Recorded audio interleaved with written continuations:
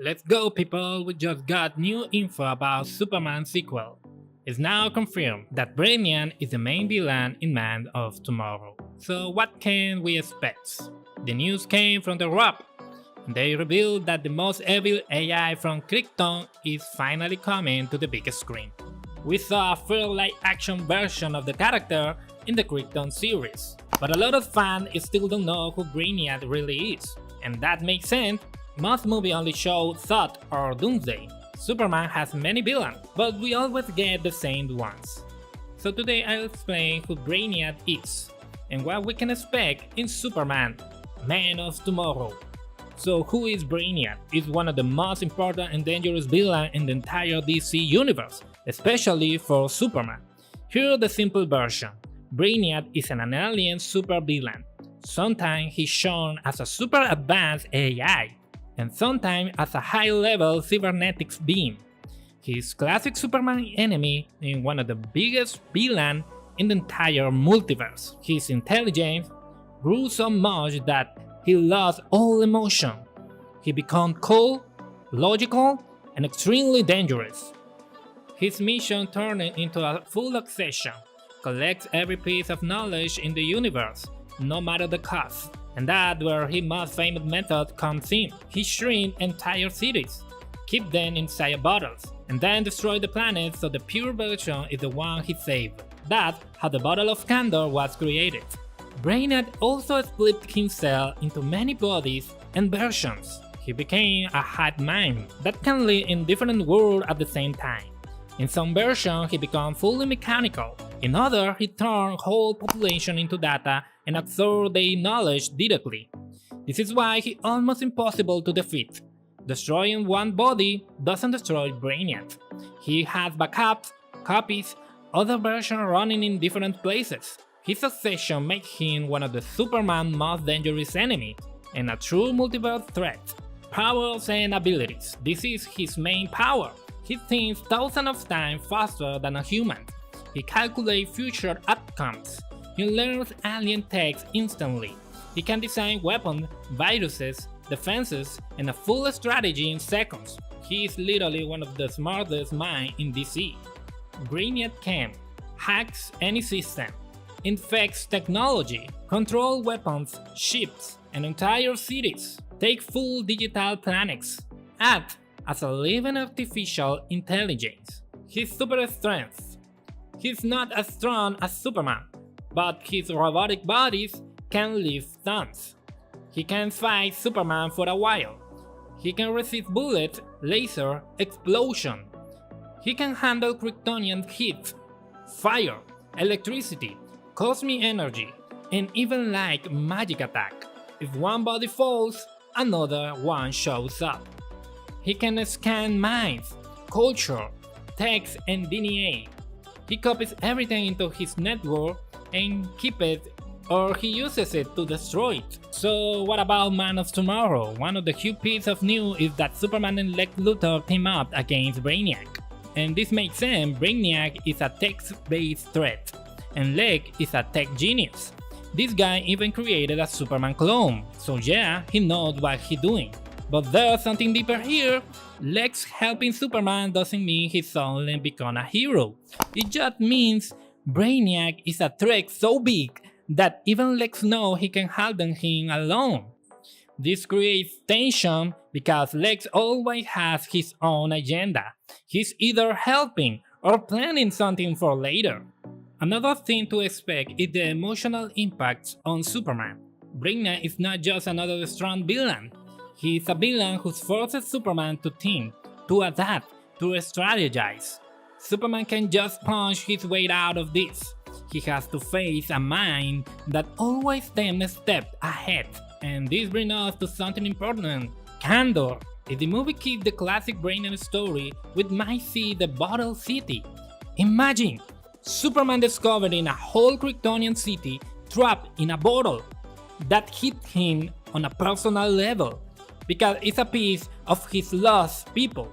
Either way, it pushes Superman into a more emotional story. There also are the global reaction. If Brainiac shows up, the world will panic fast. He doesn't just attack cities, he takes them.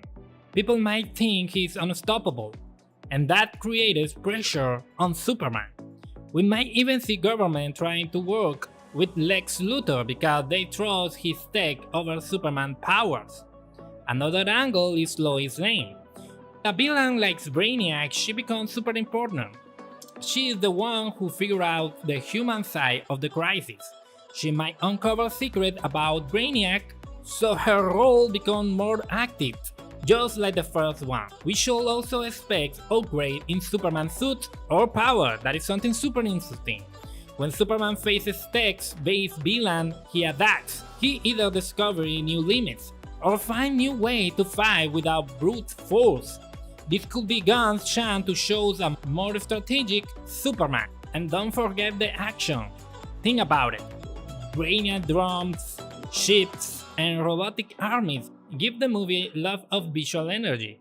They move fast, think fast, and hit hard. Superman fighting thousands of them at once? That would be wild! Another detail is how Brainiac views Earth.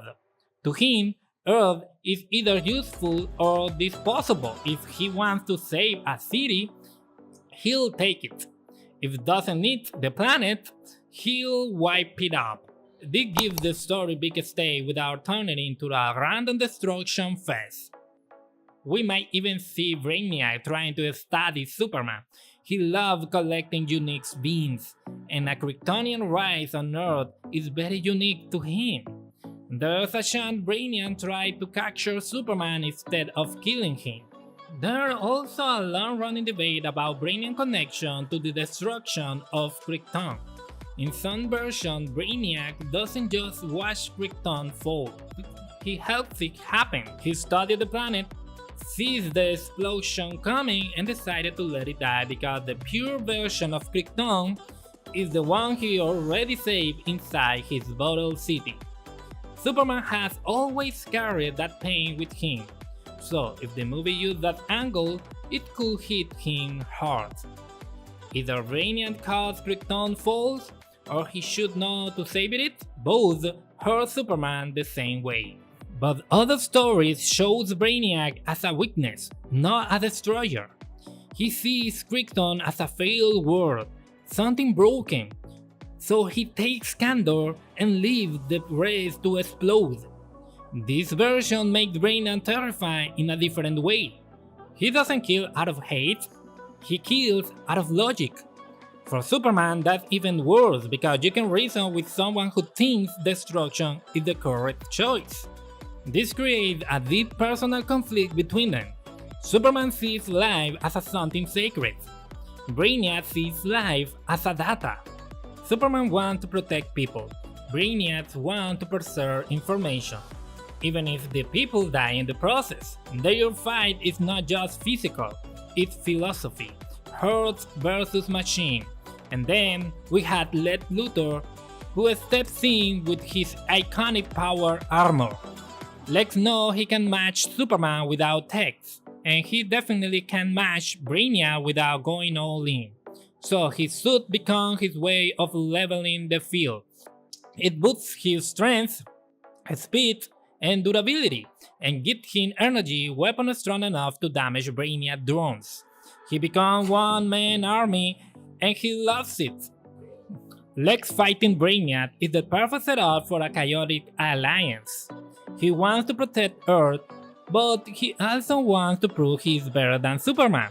So he steps out with his armor, hitting Brainiac with everything he has. For a moment Lex looks like the hero, but you know he's only doing because he wants the world to owe him everything. And after Brainiac falls, you know exactly what Lex will do. He'll turn that same powered armor against Superman. He either thinks Superman is now a threat, or he thinks Superman got too much credit. So this led to a brutal battle, Superman versus Lex in full armor.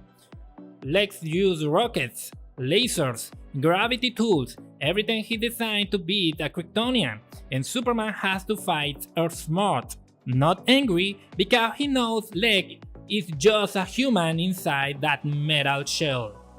That gives the movie the perfect final acts. First, a cosmic level fight against Brainiac, then a personal fight between two men who believe they're the true protector of Earth.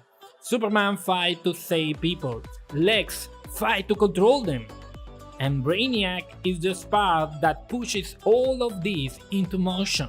3 actors audition for Brainiac: Claes Bank, David Hyde Pierce, Wallace Shawn. James Gunn doesn't want A-list actors. They are looking for a man over 40, and because of this audition, The Wrap confirmed Brainiac is the main villain of A Man of Tomorrow. So, do you think Gunn will bring one of his close friends for the role?